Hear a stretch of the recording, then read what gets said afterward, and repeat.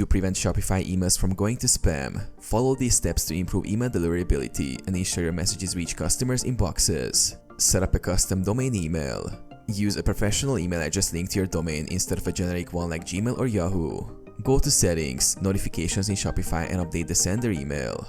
Authenticate your domain.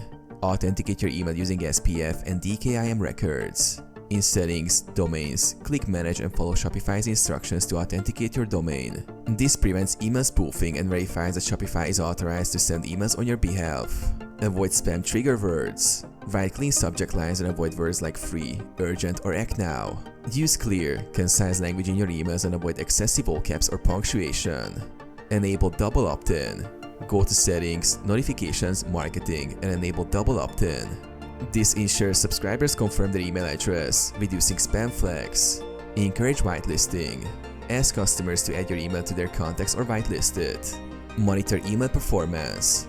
Regularly check email analytics in Shopify or an email marketing tool like Klaviyo to track delivery rates and make improvements.